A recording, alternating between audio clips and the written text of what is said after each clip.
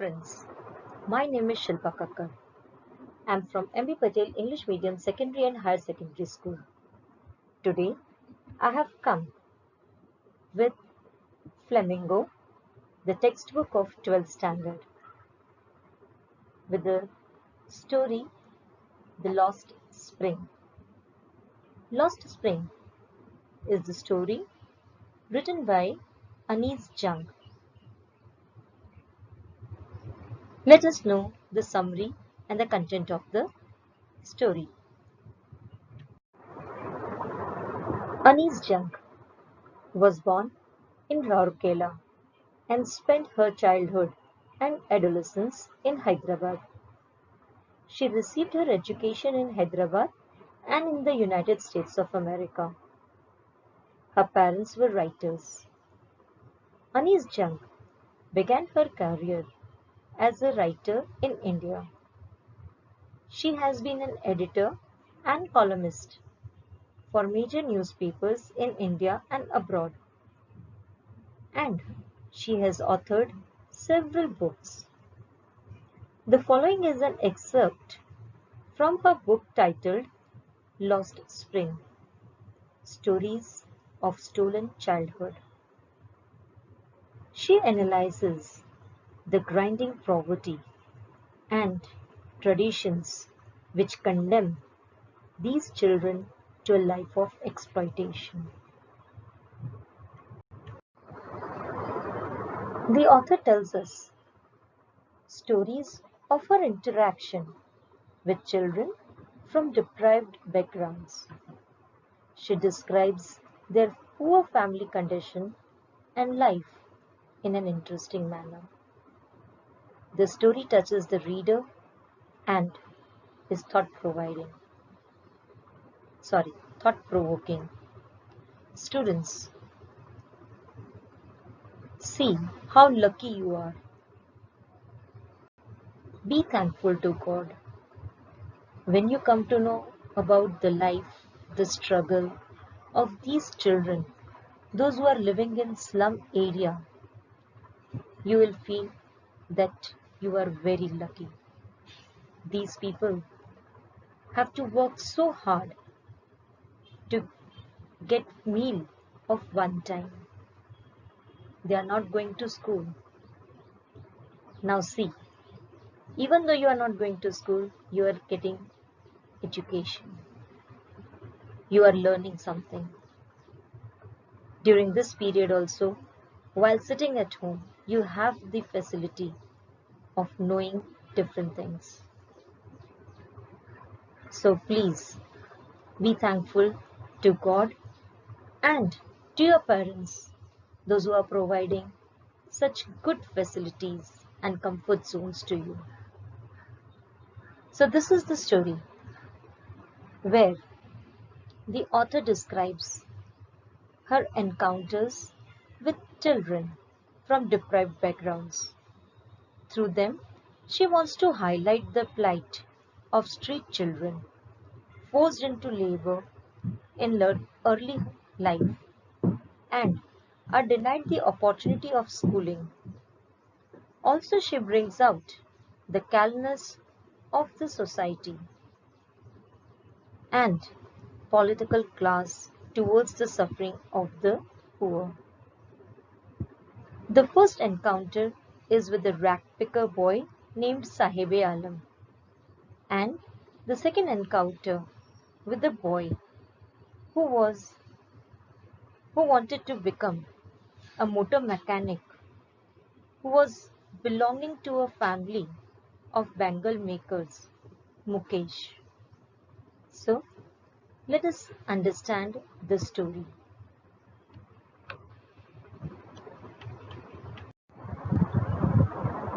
Every morning, the writer sees a young rag picker who visits the garbage dump near her house and searches for gold in it.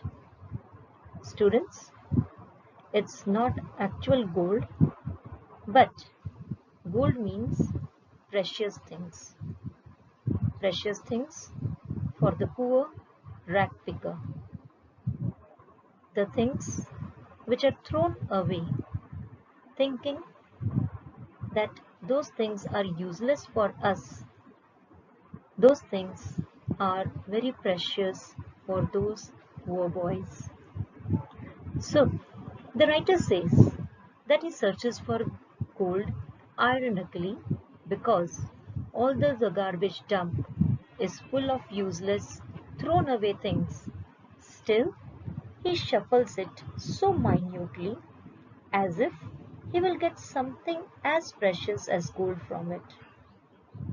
The boy's name is Sahib. His home in Dhaka was in the middle of lush green fields. They had left it many years ago, and he does not remember it anymore. His mother had told him that there were many storms which destroyed their homes and fields. So they left home and shifted to the cities in search of gold. The writer again says, looking for gold in the big city. Gold here refers to something precious which was not available in their hometown.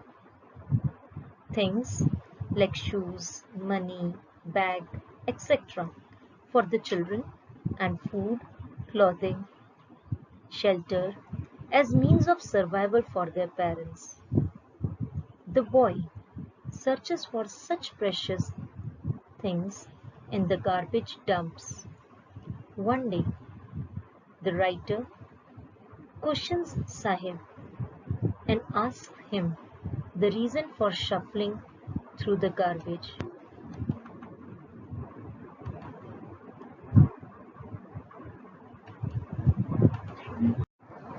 Sahib replies to the writer that he has nothing else to do other than rat picking. The writer suggests that he should go to school. She realizes that her advice is meaningless for the poor boy. She replies, sorry, he replies that there are no schools in the area where he lives. He also assures her that he will go to school when one is built near his house. The writer asks him jokingly that if she opened a school, he would attend it.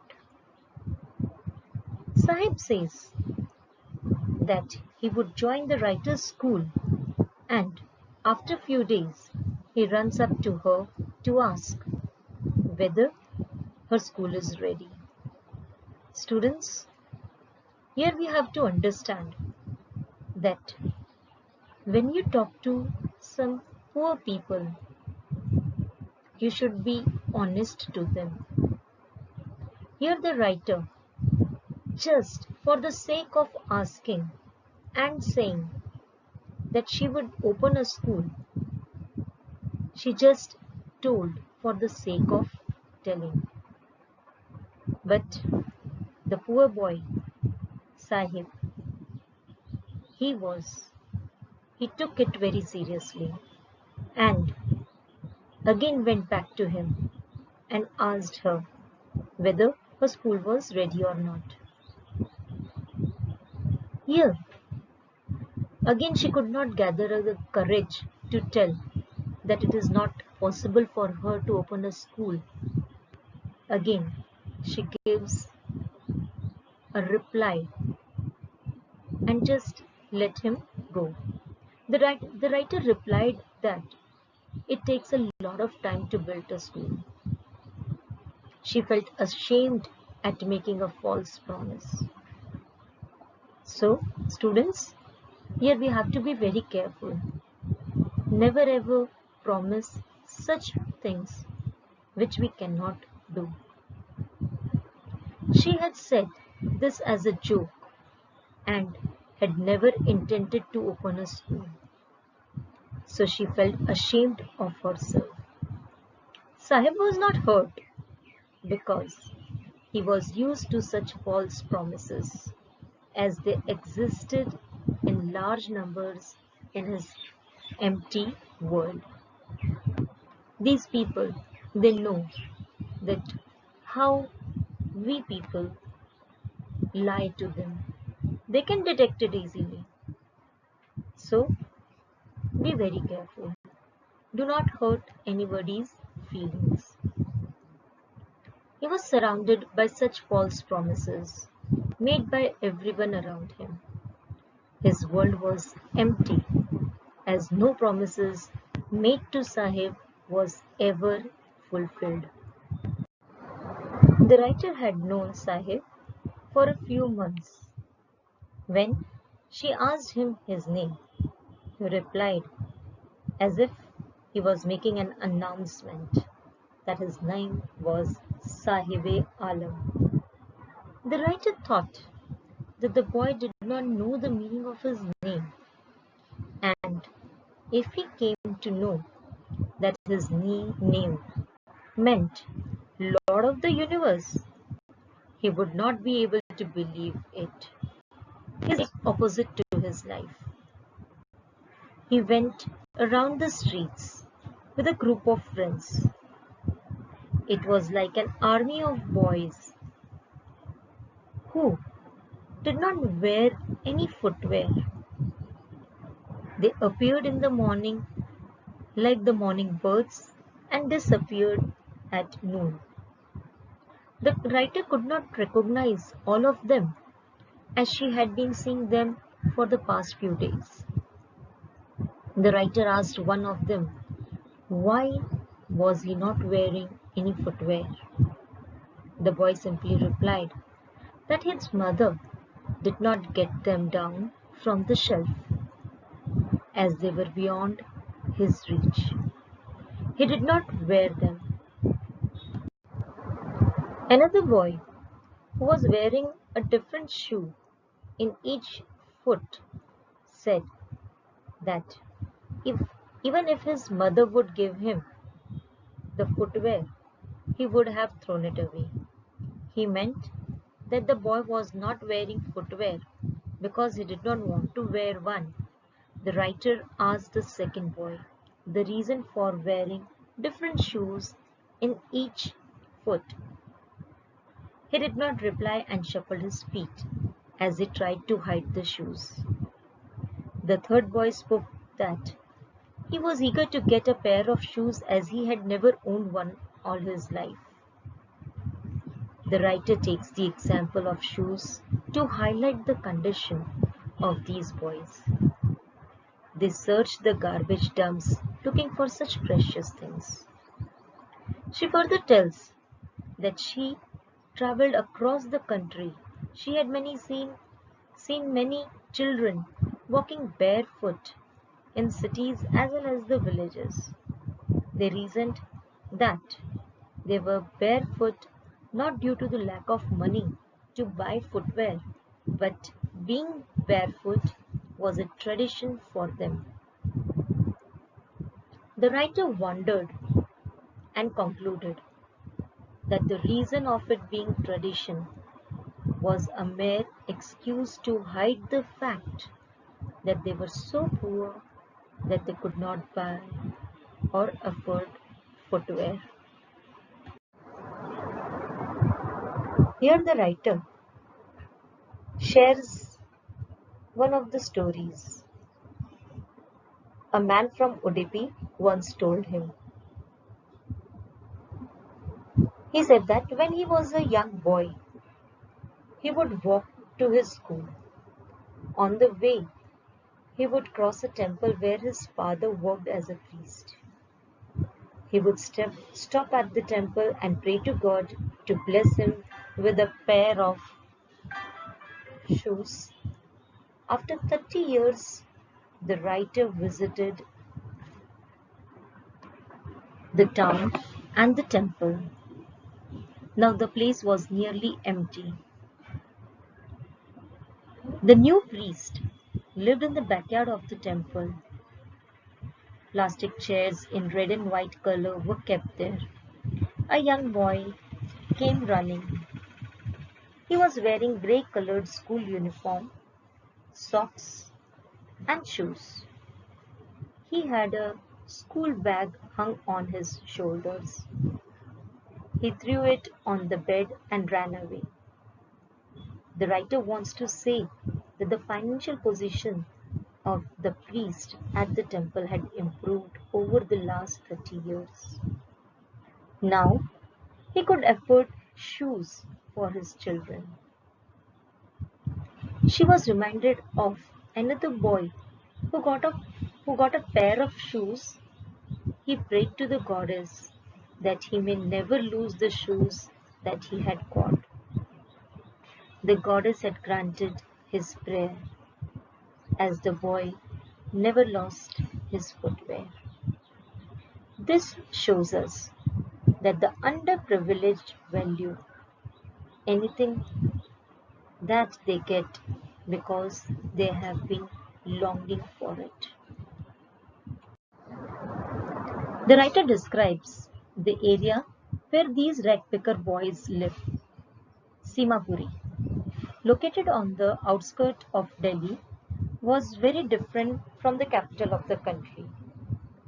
In 1971, when these ragpickers had migrated from Bangladesh, the area had been a wasteland. Simapuri was still a wasteland, but now it was not empty, as almost 10,000 ragpickers lived there in structures made of wood, mud, with roofs made of thin sheets of tin or plastic materials called tarpaulin. There was no sewage, drainage, or running water facility in Simapuri. They lived in unhygienic conditions. It was a piece of wasteland where the garbage of the city was collected. These people had started living there illegally. The ragpickers had been living illegally in Simapuri for the last 30 years. They have occupied the area without government permission or ownership. The politicians of the area have provided them ration cards and voter identity cards. They got grocery from for their family through these ration cards, and in return they cast their votes in favor of the politicians who helped them.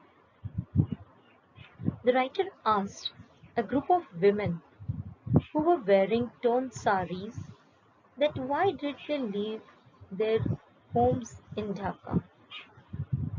They replied that if they were able to satisfy the hunger of their families and sleep well at night, they were happier to live in Simapuri than their fields in Dhaka, which were ruined and gave them no food. These people traveled in search of food, and where they found it, they set up temporary homes and started living there. Their children kept on growing there, and gradually they also started helping their parents in seeking means of survival. For those who lived in Simapuri, the means of survival was rag picking.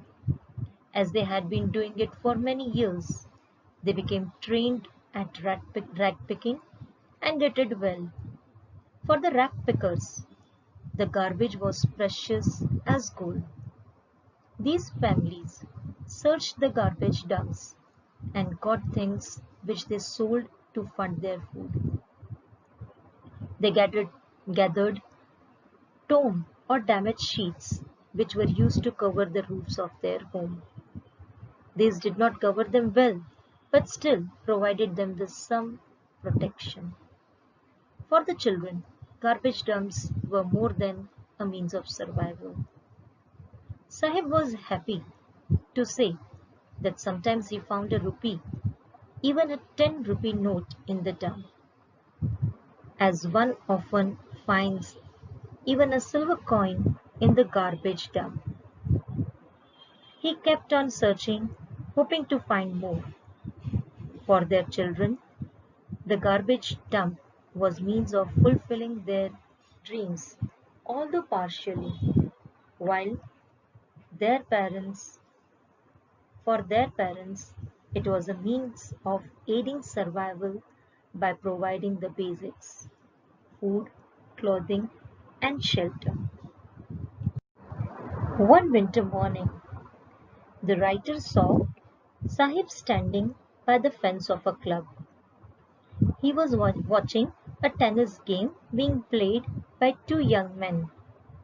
Sahib liked the game but could not play it. He told the writer that he went inside the club when it would be closed. He was allowed to take swings by the guard there. The writer saw that Sahib was also wearing tennis shoes. They did not look appropriate with his dress, which was worn out. Worn out means toned clothes and faded. He told the writer, in an attempt to justify himself, that someone gave him the shoes. She, however, figured out that he had got them from the garbage dump. They must have been thrown away by a boy from a rich family, as he did not want to wear them anymore. Probably they had a hole or two in them, due to which he did not want to wear them. On the contrary, Sahib was not bothered by this fact and had no problem wearing them, as he could not afford anything better than that. He walked barefoot, and to wear a shoe, even with the hole, was like a dream for him.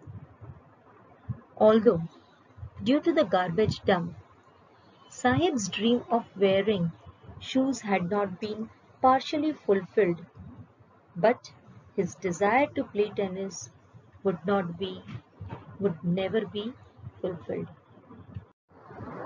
The writer met a boy named Mukesh who aspired to become a motor mechanic. This is another story of Mukesh. She asked him if he knew anything about cars. The boy was confident and replied that he would learn to drive a car. This boy, about his dream, if we discuss, then his dream was far away from the reality.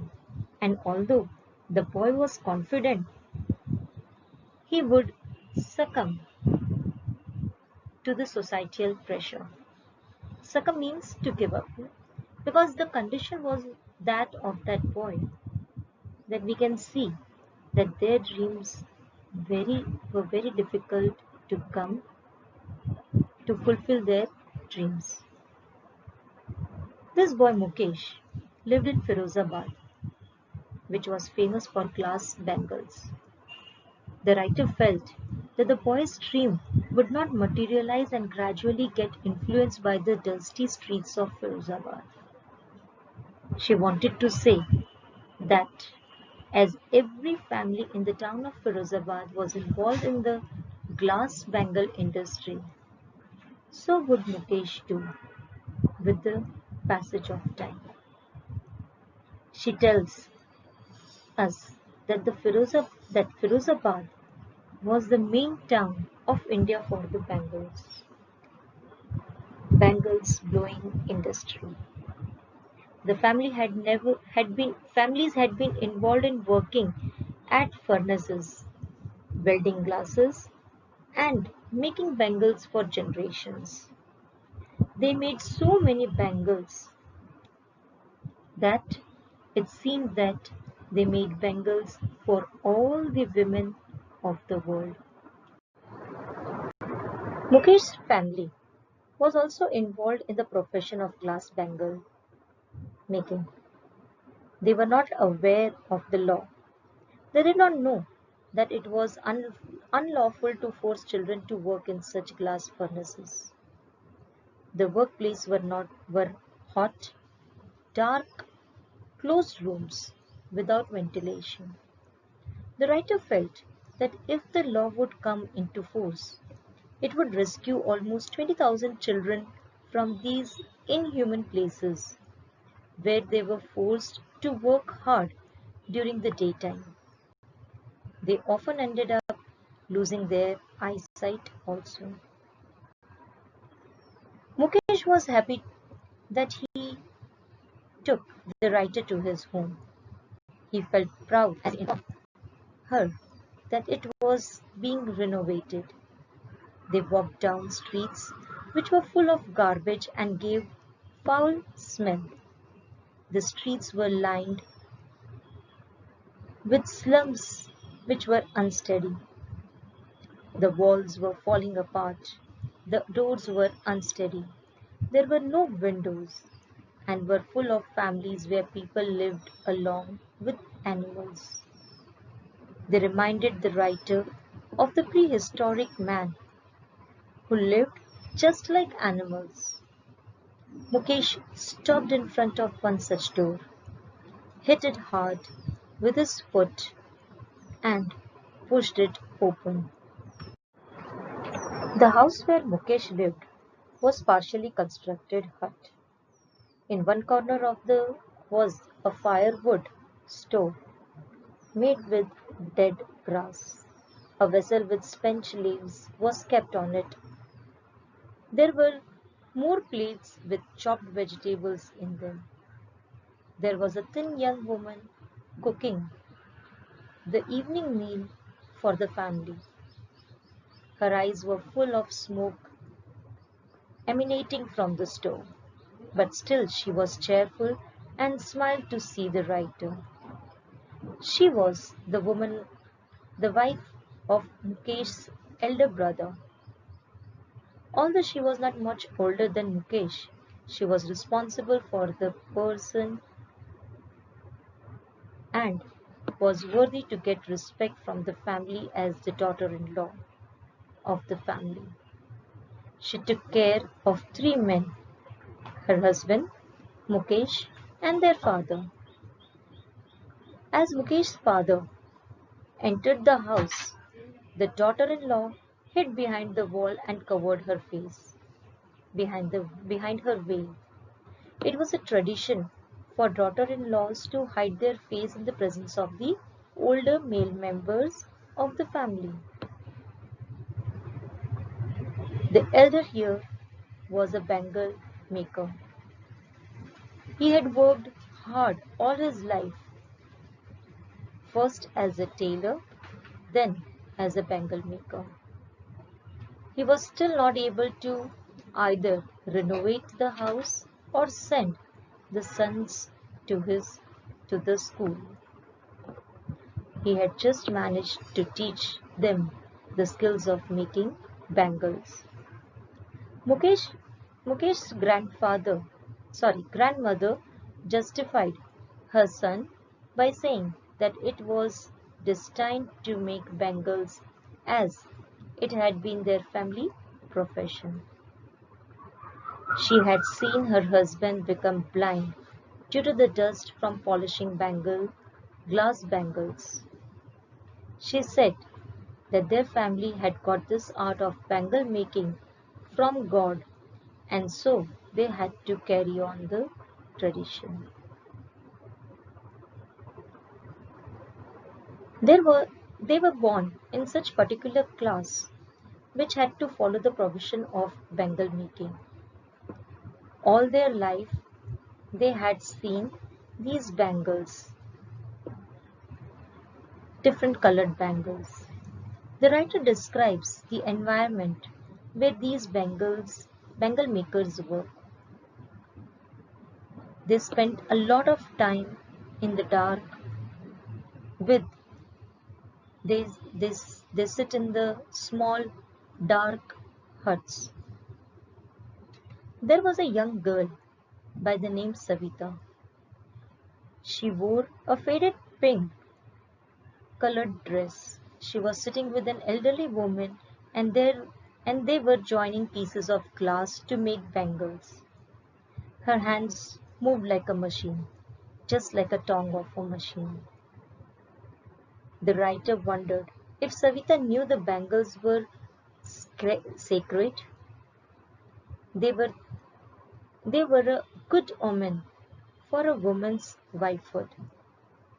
She thought that Savita would realize this when she would become a bride. That day, she would cover the head with a red colored veil,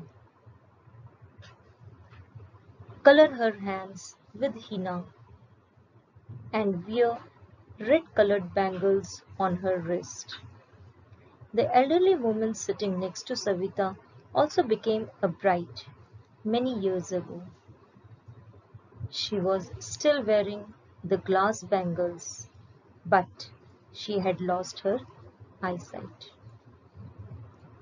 The elderly woman complained that she had not even eaten a share of food.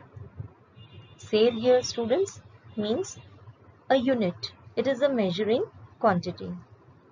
The woman wants to say that they are so poor that they cannot eat enough food.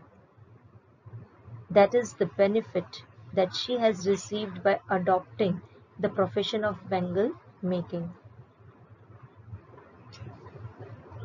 She says, she wonders. The woman's husband has a flowing beard. He says that he does not know anything other than bangle making. All that has been able to accomplish is to make a house for his family to live in. This problem was prevalent in all the homes which carried on the profession. The young man who entered the tradition profession had also the same complaint. With the passing time, there was no improvement in their condition. The writer suggests them to form a cooperative. She talked to a group of young men to get out of the clutches of the cruel middlemen who trapped their elders. They said that even if they do that, they'll be dragged to the police station, beaten up by the police, and sent to the jail. The writer felt that as they had no leader, they could not think of doing things differently. The men complained that it was a continuous process. Their poor condition was due to the lack of concern for their problems. This made them greedy and led to injustice. The writer envisioned that there were two separate worlds. One was such families who were stuck in poverty and the pressure of doing the traditional profession according to the caste in which they were born. The other world is never-ending cycle of moneylenders, middlemen, policemen, law keepers, government officials, and politicians. Both of these worlds had forced the young boys to follow the family tradition. The young boys get into the profession and become a part of this vicious cycle, even before they realize it. If they did anything else, it meant that they were challenging these two worlds. The boys had not been able to reared up to be bold, so they could dare to go against the system. The writer was happy to sense that Mukesh had the spark in him. He repeated that he would be a motor mechanic. He wanted to go to a garage and learn the job. The writer asked that as the garage was at a distance from his home, Mukesh insisted that he would walk up to it. She asked him if he dreamt of flying planes. The boy became silent and refused. He did not know about them as he did not know about planes. Not many planes flew over Firozabad, as he had only seen cars moving around in Firozabad, and his dreams were restricted up to them.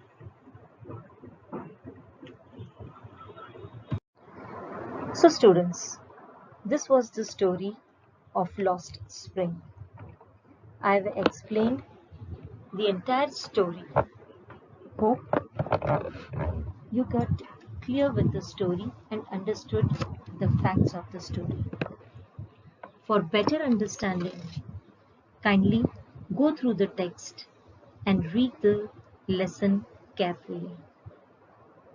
Thank you.